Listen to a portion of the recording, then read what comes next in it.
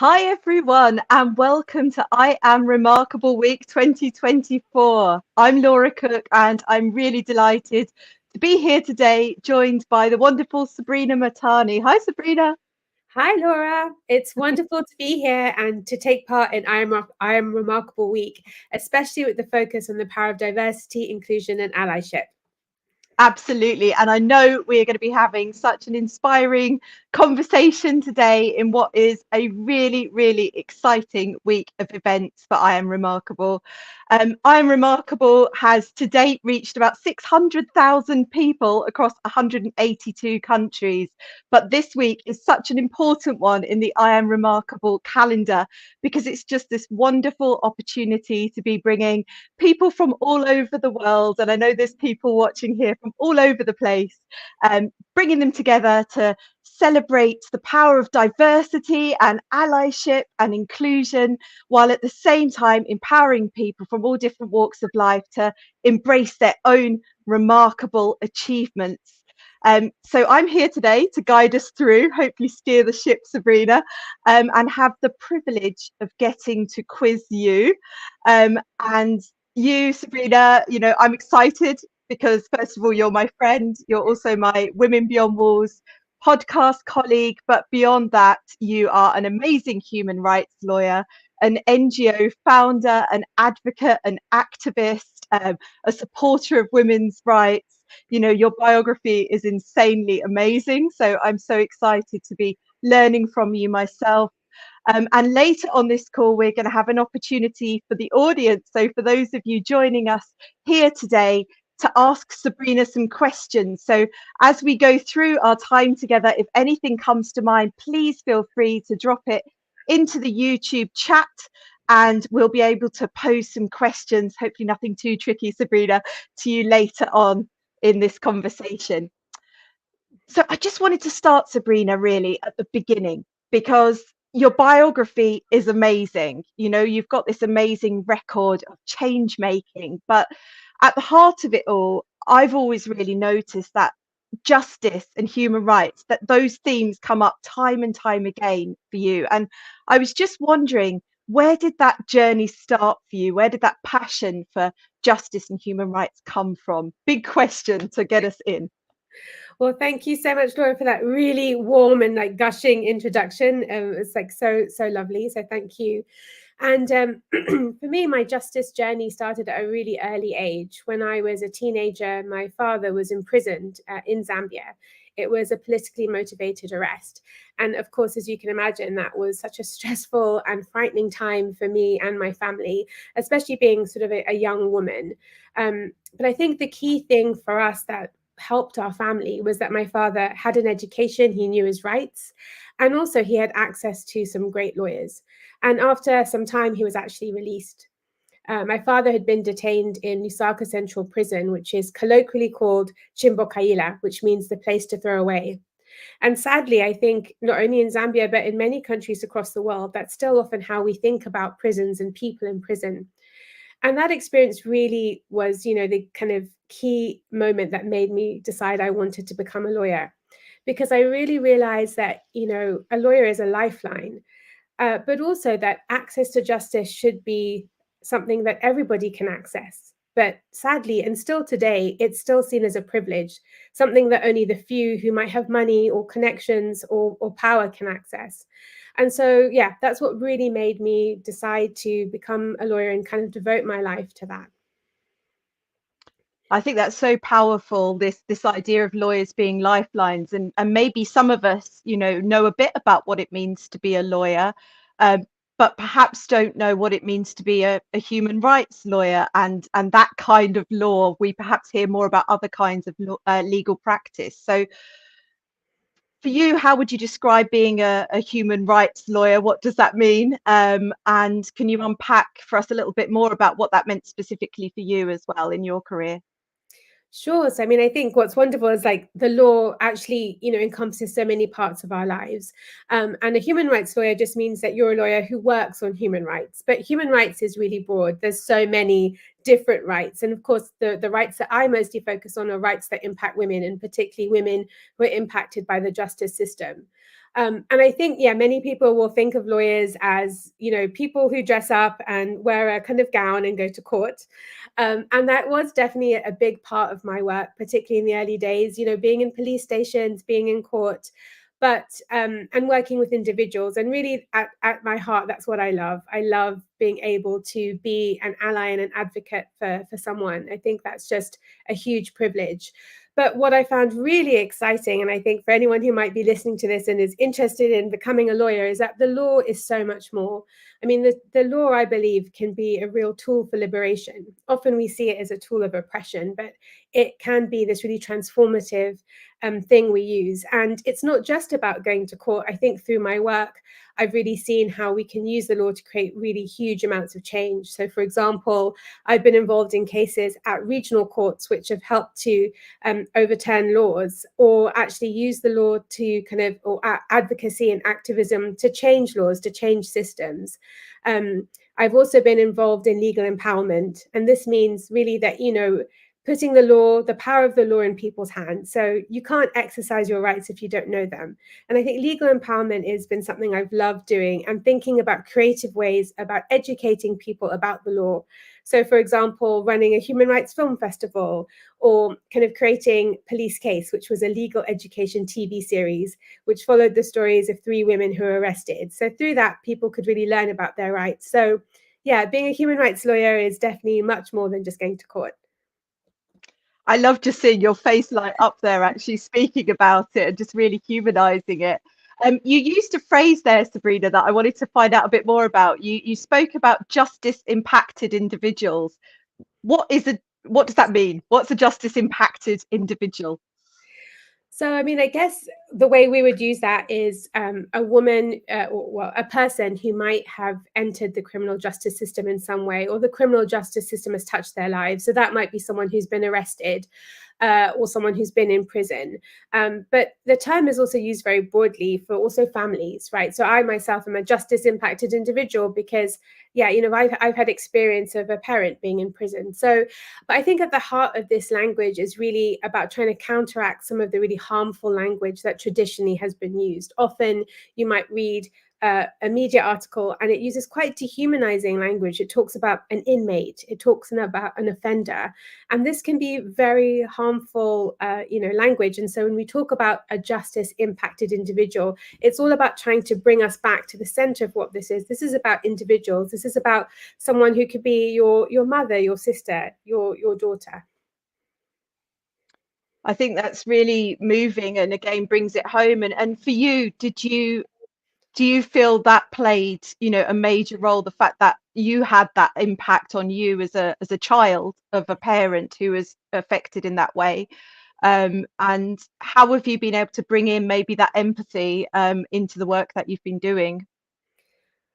For me, I think that's just so central, because I don't just see the people I have the privilege of working with as sort of just a client or statistics. And I think that can be a danger. And I think when we think about the criminal justice system, if we think about it at all, we often, it's in terms of like figures. And I think for me, it's always about remembering that this is a person, and we should see them beyond the sort of the stigma or the stereotyping. And I think people often have very complex lives and realities. I think we all do, and trying to see past that, and really trying to see the humanity in someone.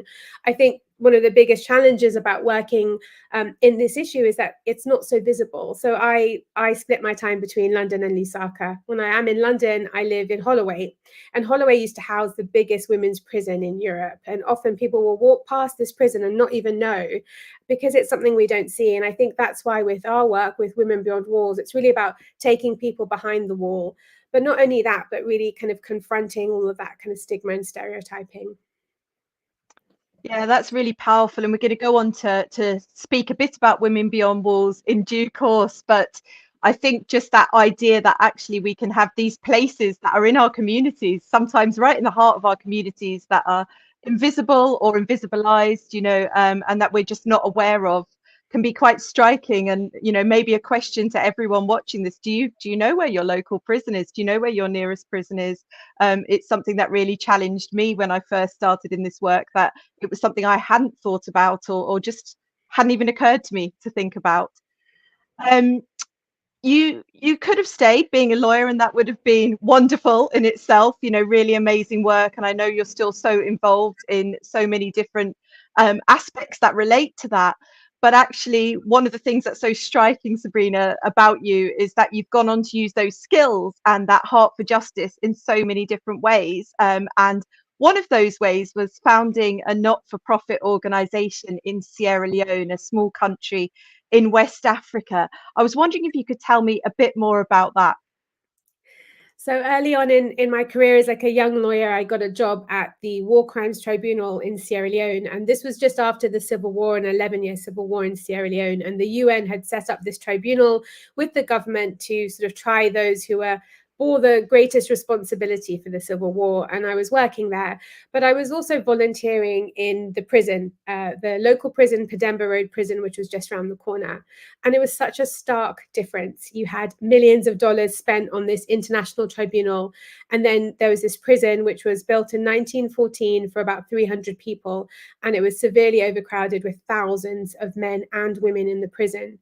And, the prison really showcased for me just how women are an afterthought in the justice system. The justice system was created by men for men.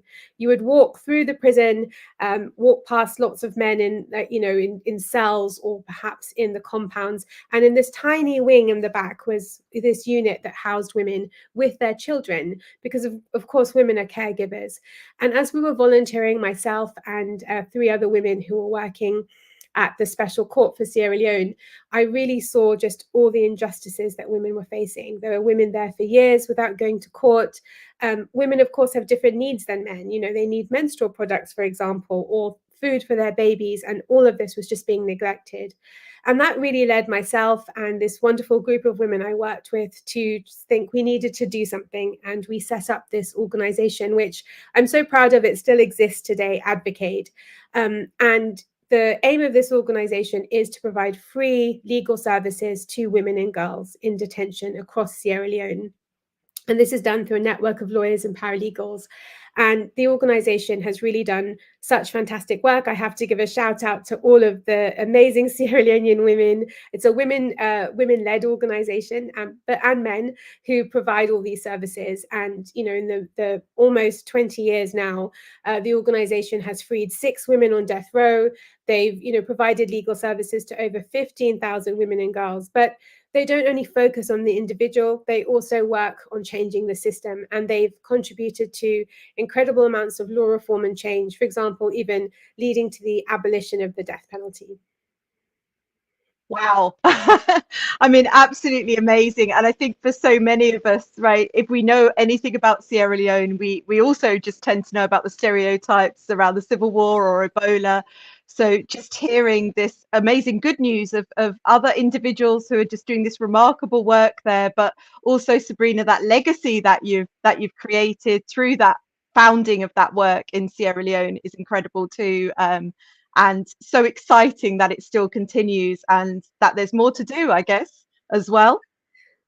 Absolutely, so much more to do. And I think that work really just showcased to me how women were just being kind of mistreated in the justice system, and just all the particular challenges that women face. For example, a case of a young woman called Aminata, who she was in an abusive relationship.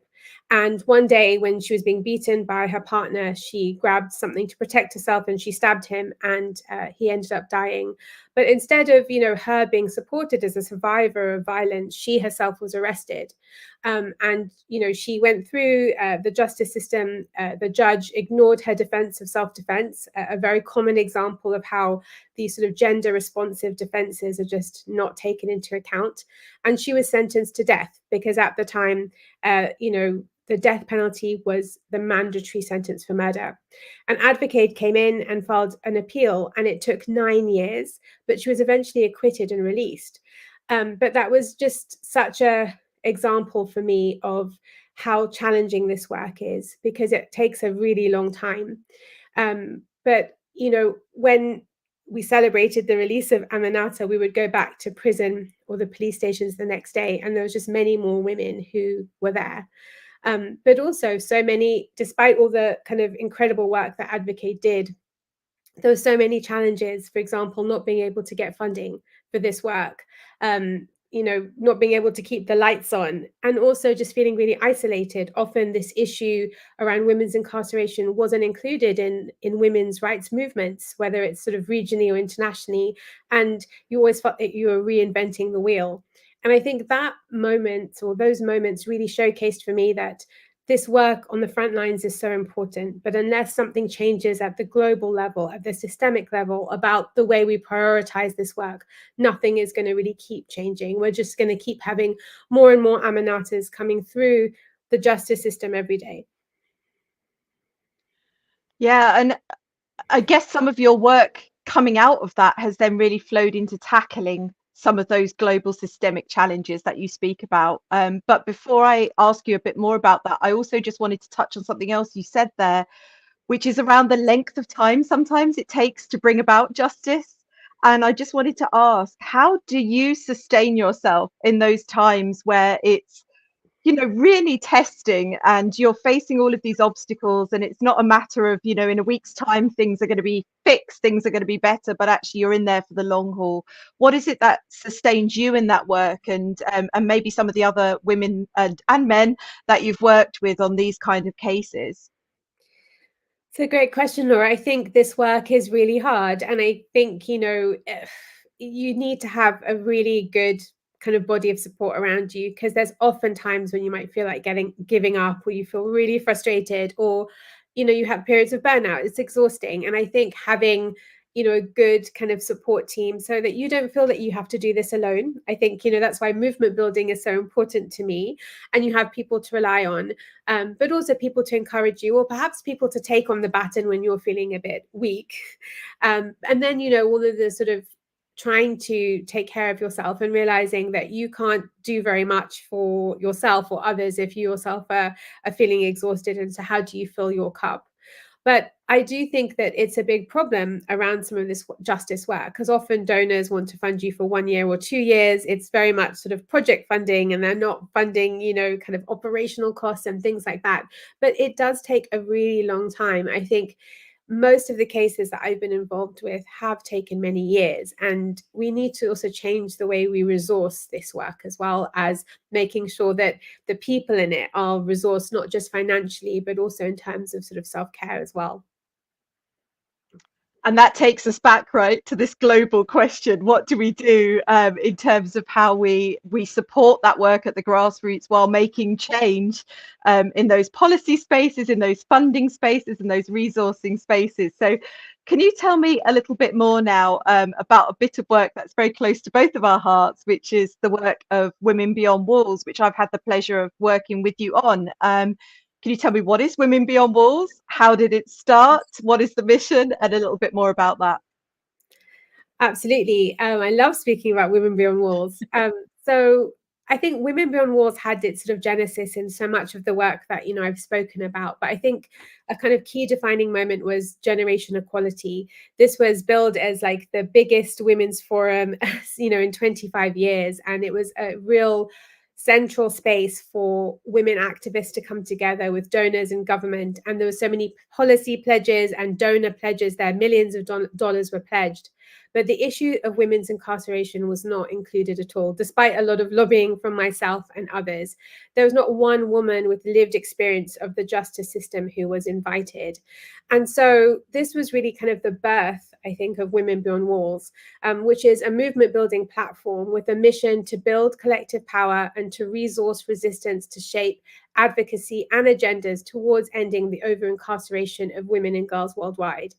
And we believe that by uniting a diverse coalition of people, including women with lived experience, lawyers, activists, academics, philanthropists, policymakers, feminists, and allies, we can create a potent space for collaboration, learning, and action.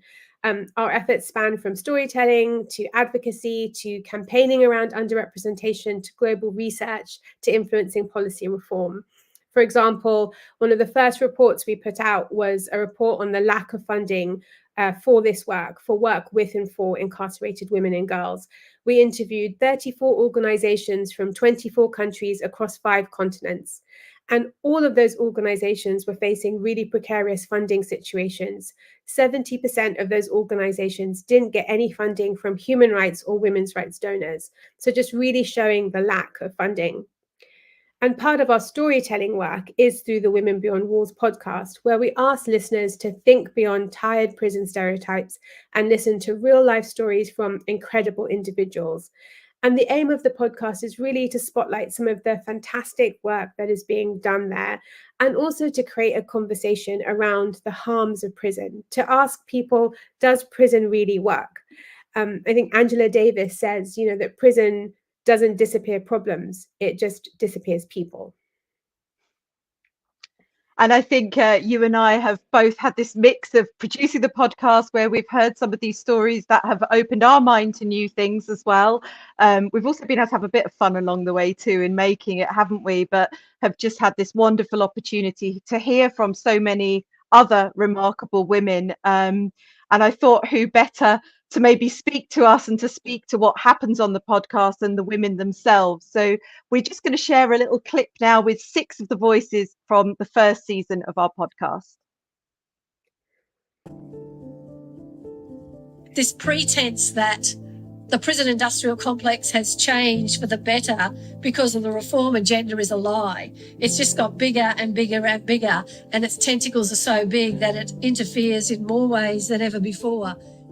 Me picking up a pen was the only way I could save myself. And I think that pen really did save me, because it could have gone either way. I could have picked up the pen and written out my emotions, or I could have picked up something and started fighting people, because that's the only way I know how to get the pain out. So for me, the writing literally was formed from the pain and the anger of my imprisonment. I thought that the judges were God, that they would see through the lies, they would deliver justice to those who deserved it. That was my perspective. simply apply the law mechanically. We do not look at the human aspect. We do not look at the feminist aspect. We do not care why these cases happen, why people use drugs, why people traffic drugs, or why this murder happened. Then we will never have the solutions. You keep waiting and waiting, and finally something happens, and this young lady whose part of her productive life had been destroyed behind bars. But today, this lady is free.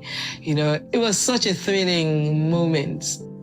How can we make it safe enough for even us who are in our communities to be the teachers, the artists, the lovers, the cookers, the comedians, the performers, you know, that I see that we are? We've got to stand up.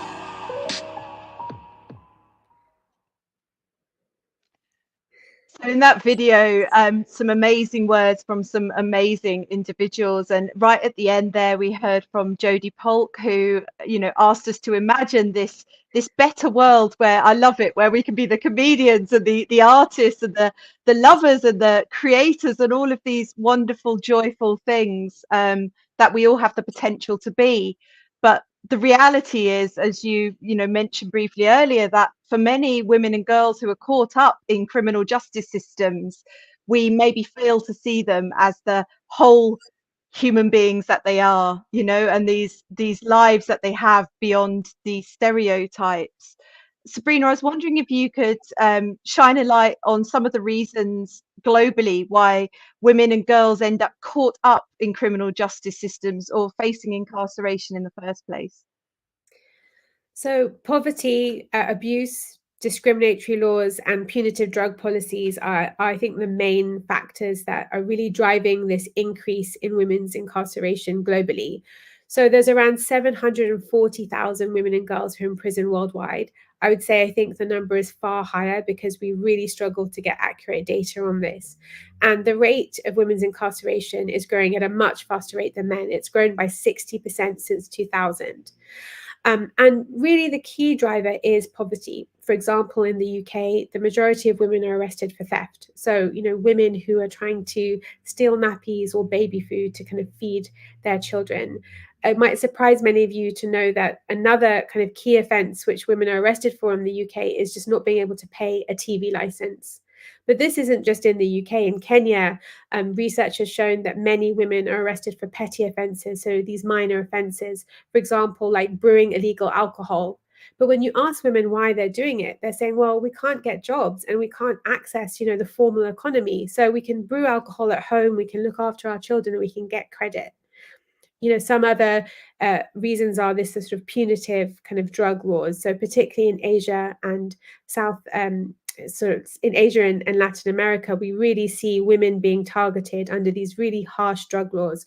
But most of the women who get involved in the illegal drug trade, again, are doing it in situations of vulnerability, coercion, trying to feed their families. But it's much easier for law enforcement to target these women than actually, you know, the key players in the drug trade who are men. And so what we're finding is actually, you know, a system which is just really penalizing women and causing so much more harm. Prison is really harmful. There is so many research studies that show this. And particularly when we imprison women, you know, we're imprisoning like the next generation.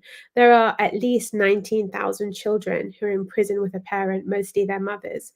And research shows us that if you have a parent who's been in prison, you are much more likely to have a mental health issue or lack of access to education, or even find yourself in prison yourself. So we're just creating this sort of revolving door. And instead of trying to tackle some of the real problems and issues that women are facing, we're locking them away. I think not only do we not get to hear enough of those stories and the reasons behind those stories, but, you know, we also don't get to hear the flip side of that and some of the remarkable stories either of those women that, despite coming out of these kind of circumstances that are so limiting, are able to flip that and just create these wonderful, amazing lives, and also have an impact on so many others.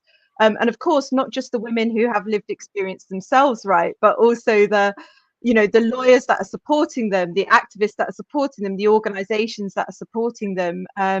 You mentioned earlier on that too often these things just become statistics and we forget the real person behind those statistics. I was wondering if there are any stories either of women who've been impacted by justice systems, or women who are doing, or men who are doing remarkable things to change things for women and girls who are caught up in justice systems, that have particularly struck you or stayed with you, that you'd like to share? Oh my goodness, there's so many. And I think you're right. Like, I think often people are put off from trying to learn more about this issue because they think it's sort of dark and depressing, or it's a hard issue. But actually, I think there's so much hope and inspiration. So, for example, one of the first women we interviewed on the podcast is Susan Kigula, and she was on death row in Uganda. And even in these like dire circumstances, she kept trying to push, she kept trying to change situation for other women. And she studied to become a lawyer. She brought a case that overturned the mandatory death penalty in Uganda. And some years later, she was released.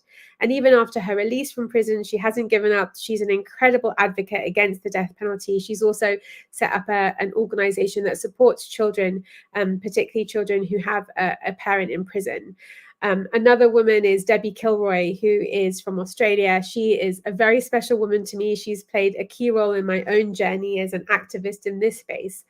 And Debbie, had a really hard life and had been in prison as a young woman and in some really awful circumstances. But upon her release, she became a lawyer and was one of the first lawyers with a criminal conviction. So setting this incredible precedent, fighting so many obstacles.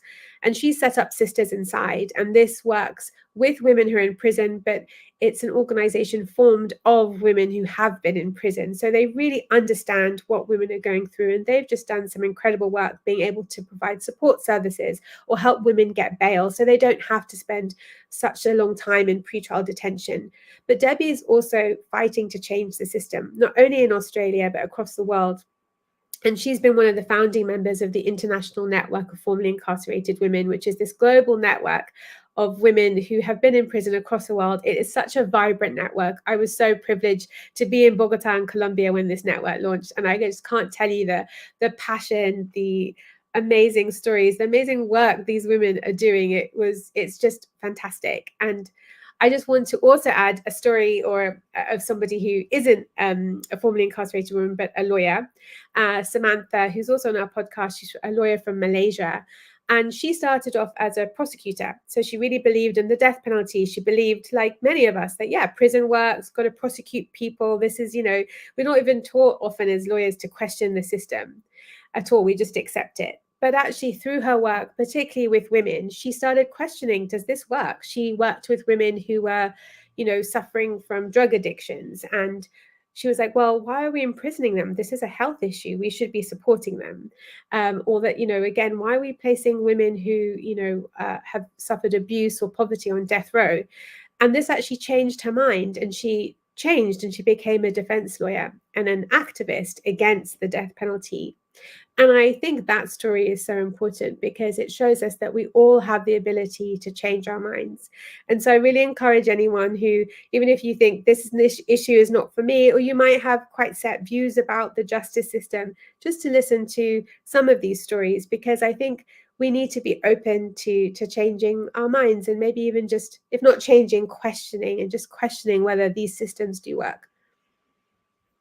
I'm going to ask in a moment for some other top tips for our audience today from you, Sabrina, but I'm aware, just as a little pit stop here, that we've got, in about 10 minutes time, I'm going to come to you, the audience. So if you've got some questions coming to mind now for Sabrina, please start dropping those into the chat so we can be asking them soon.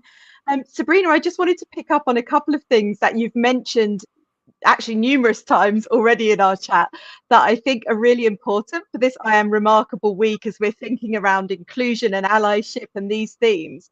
You've mentioned so often how important the role of community is and this coming together. You just mentioned this meeting in Colombia, in Bogota, and just again, your face just lit up with joy speaking about that. So I was just wondering, broadly speaking, what role do you think community has, and bringing together people maybe from different walks of life or different kinds of communities to work on this issue?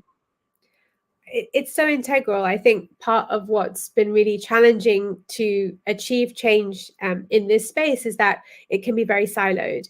And that's sometimes understandable because it's been such a neglected topic. But I think, we need people to come together across all these different divides. So, coming together with people who have experienced imprisonment, coming together with lawyers, with academics, particularly with donors. And I think that's where we see change. And I think this movement building is something we can learn from in other movements. If you look at the climate change space, for example, which I know you know a lot about, Laura, but this is really where we're trying to create this sort of cross-section of people working together.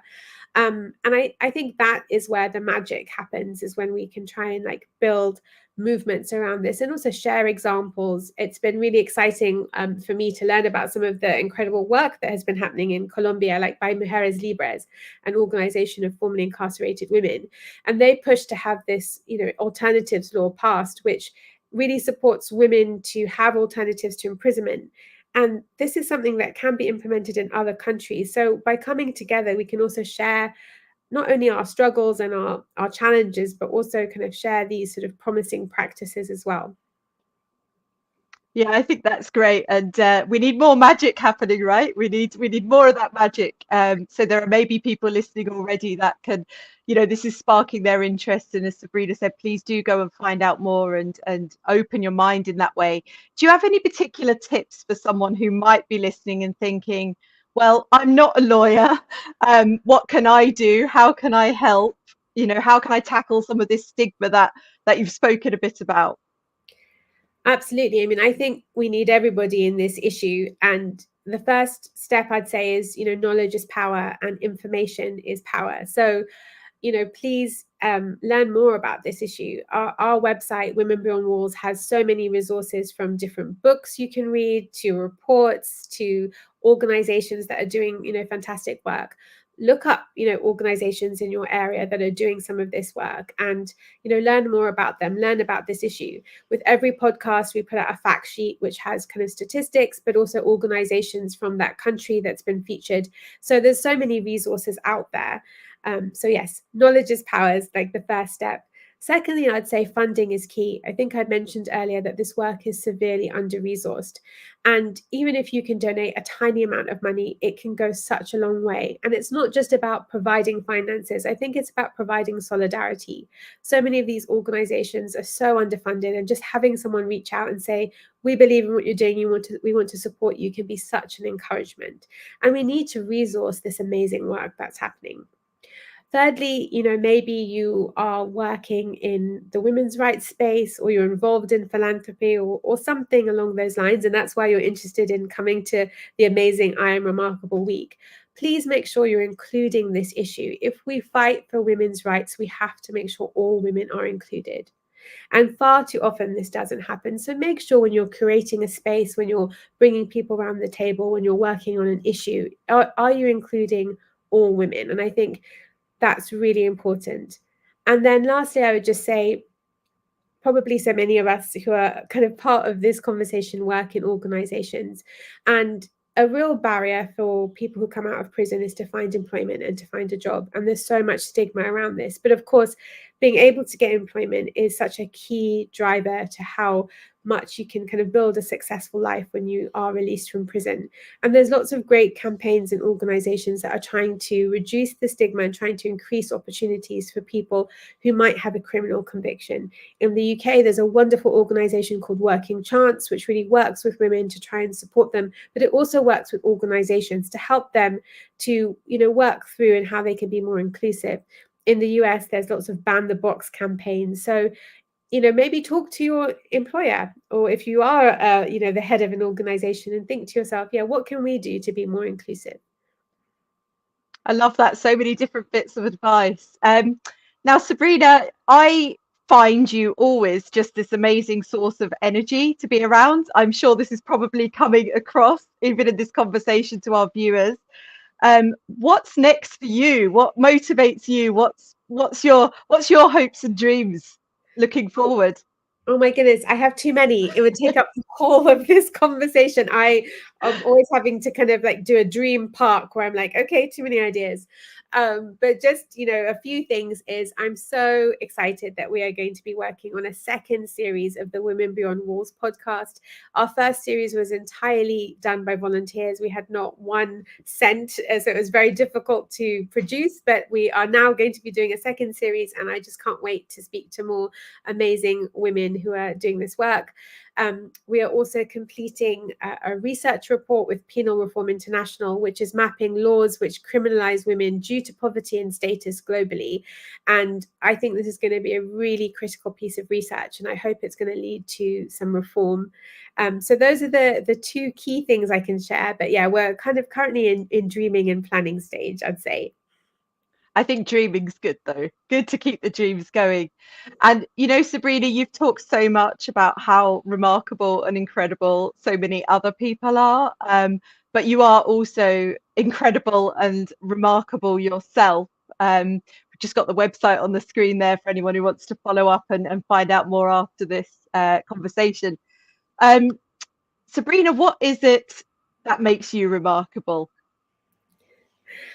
Well, I shirk at this question because it's like my British side coming out. It's like I'm not remarkable, but I would say actually that I don't think that one individual necessarily is remarkable, but I do think that this work is remarkable. And when I see the change that is coming from both individuals and organizations, and very excitingly, these movements that are building, I think that is remarkable. When I started out as a lawyer about 20 years ago, I did not think that we would see, for example, the death penalty abolished in my own country, in Zambia or in Ghana or in Sierra Leone. And I have seen this tireless work happen, and I think that, that work is remarkable. The change that can come when people come together is remarkable. And I'm so excited to see this movement grow and to really see the change that's going to happen.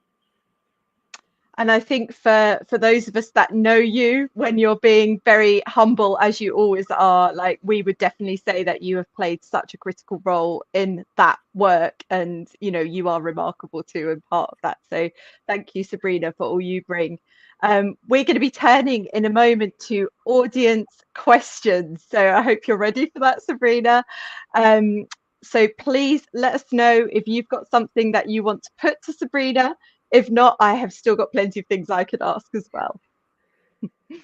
Okay, we've got one in already. So first question, the work you do is awesome. I'm sure it can be very stressful, especially when you have to wait years to get justice. How do you manage to keep your sanity not knowing what the outcome would be? Great question.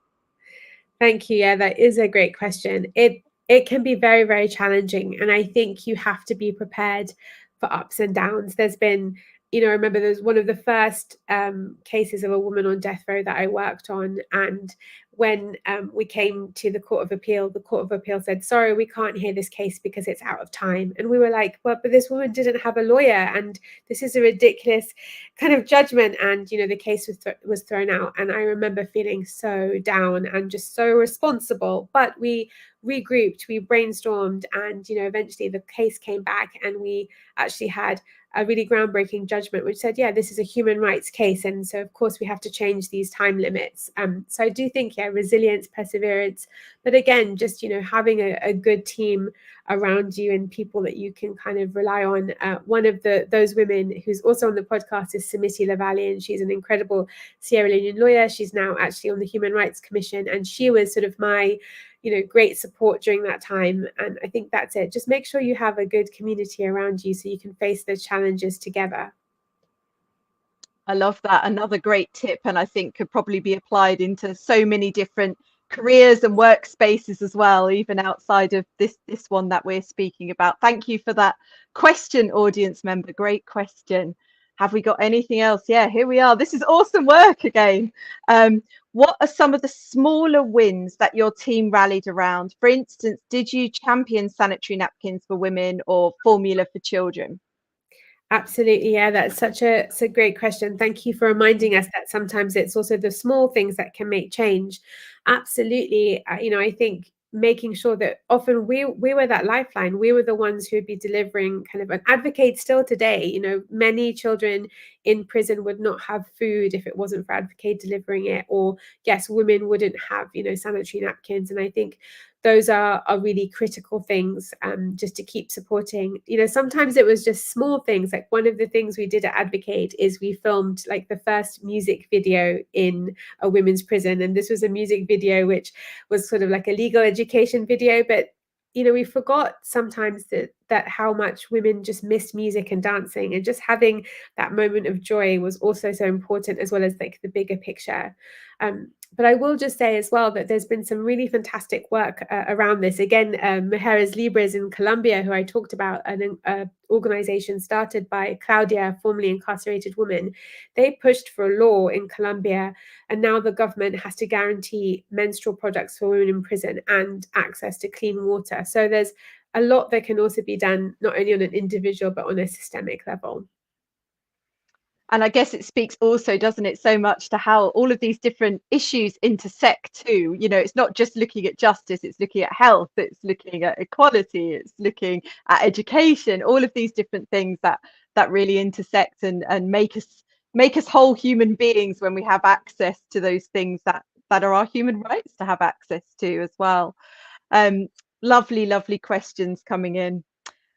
How does your work on women's rights, another intersection here, intersect with other human rights issues? For example, and we're just coming out of Pride Month, aren't we? LGBTQ plus, racial justice, etc. Thank you, Noah, for that question. Absolutely. Yeah, no, thank you so much. That's such a critical question. And absolutely, I mean, we have to look at this issue in an intersectional way. And actually, some of the key drivers around women's incarceration is, you know, these issues around kind of racial discrimination. The criminal justice system is, you know, it is really unjust to kind of women of color, women of marginalized queer communities. And we see those communities overrepresented in the justice system. So, for example, in the UK, if you're a Black woman, you're twice as more likely than a white woman to be arrested.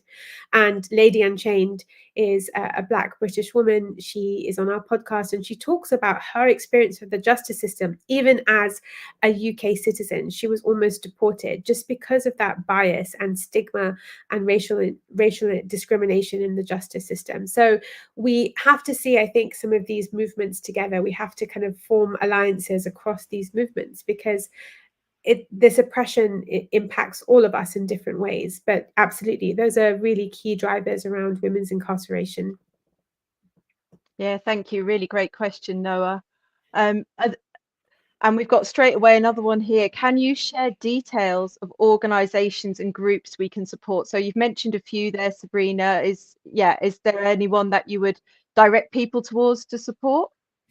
I definitely encourage you, please, to go to our website, because we try to profile so many different organizations who are working in this space, and particularly, you know, women with lived experience, so organizations led by them, but also, you know, legal organizations who are kind of providing legal kind of defense and support to women. There's also policy organizations, health organizations. So there's such a wide range of organizations. So please do go and look and kind of find out more about them. But I would just maybe want to shed a spotlight on one, which is the International Network of Formerly Incarcerated Women and Girls. And this is a relatively new network which was launched recently, but it's really inspiring, and it brings together women from all 5 continents. And, you know, these women are doing fantastic work, even if it's on an individual basis, or if it's actually in an organization that they might have founded, or, you know, kind of be part of. So I think that's definitely a really fantastic, and the website is here. Thank you. I think that's a great organization to go and look at. Yeah, and on the Women Beyond Walls website as well, there's a place you can sign up for our newsletter, which comes out every month. And in that, we have a specific section as well, don't we, Sabrina, where we share opportunities? Yeah, thank you for reminding me about the newsletter, Laura. Yes, you know, we send out this newsletter every month, and there's lots of kind of news, opportunities, things to read, things to listen to. And if any of you here are kind of listening and want to contribute to that newsletter, absolutely email us, and we'd love to include something you're doing in that as well. Yeah, wonderful. I think we've got time for another couple of questions, so please keep them coming in. What advice would you give to aspiring human rights lawyers? Oh, I love this question. I I do a lot of work mentoring kind of up and coming aspiring human rights lawyers. I would just say you know, being a human rights lawyer, it's not like a linear career. It can often be something that there isn't like a straight career path. So embrace that. But that's what's really exciting, I think. You know, if you're going to go into commercial law, you might know in 20 years you're going to be a partner. That's not like the same way for human rights law. But I would just say find an area that you're really passionate about. Just keep trying to get as much experience as possible. You know, kind of that really hands-on experience, I think, is going to help you to learn and to be the best kind of lawyer you can be. And always remember that we should be working with and for the communities we work with. So whether that's, you know, working with refugees or women's rights or another group, I think far too often sometimes as lawyers, we come in and think we know all the answers and all the solutions and we are the solution here. And I think what I've learned and had to unlearn is actually we can learn so much from the communities that we work with and to involve them in the solution and to kind of work together. And I think it is a tough sometimes environment to work in, particularly financially, but there's so many kind of interesting opportunities now, particularly fellowships that you can apply for as like a young human rights lawyer. So yeah, definitely look out for those opportunities. And just lastly, try and find a mentor. You know, even with years working in this space, I'm so grateful for some of the mentors I've had and still some of the kind of women of my peer group I can turn to if I have a challenge or I need advice. And I think just having those mentors in your life is so important. And then hopefully you can give back and also mentor as well in future. I think that's a wonderful last tip, and also probably something there which again applies beyond just human rights law, right? But into so many different areas, being a mentor or allowing yourself to be mentored and being open to that learning and unlearning, as you say, Sabrina. Our lovely comment here, your impact on changing women's lives is commendable, from Ria there. That is very powerful and eye-opening. Thank you, Sabrina. Some lovely comments coming in here from the audience. I think we've got time for 2 more questions. So if anyone else has got anything that they would like to put to Sabrina, please do in these last couple of minutes. I'm just going to ask a quick one, Sabrina, while we're waiting for any more to come in. Is there anything on a very practical level that you do, aside from getting that support from community, that just helps you keep that energy going, especially as somebody who's had this really long and incredible career, you know, and is very, very busy all the time? I think so many of us struggle with balancing time and different tasks. Some practical tips on how do you do it? How do you keep that energy burning? Oh, I'm not sure I'm like the best example of this, but I think I've had to learn that, you know, rest absolutely is resistance. And of course, there is a wonderful book written on this topic, which I encourage you to read. And I think as a young human rights lawyer, I, you know, often thought resting was weakness. And I think now I look back and I think that that was a bit foolish. And so I do try and rest more. And I think, you know, we all find different ways of rest, or there's different kinds of rest. So it might be spending time with friends and family. It could be eating a wonderful meal, going for a walk. I love listening to music. I love Afrobeat. Like, I am a big Afrobeat fan. I love dancing. I love swimming, being in water.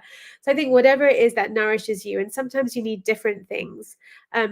Definitely being part of a community absolutely nourishes me. And I think when I'm feeling really exhausted and tired, like, you know, being part of this community and just being reminded of all the amazing work that people are doing, you know, that kind of gives me energy to kind of keep going.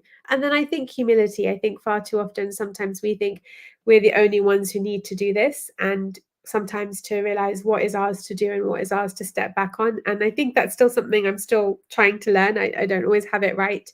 And then lastly, I think just being patient with yourself and forgiving yourself, because we often get it wrong, or we just, you know, we need to be patient with ourselves. We're constant works in progress. And I think that's okay. And sometimes the perfectionist in us can be really harsh.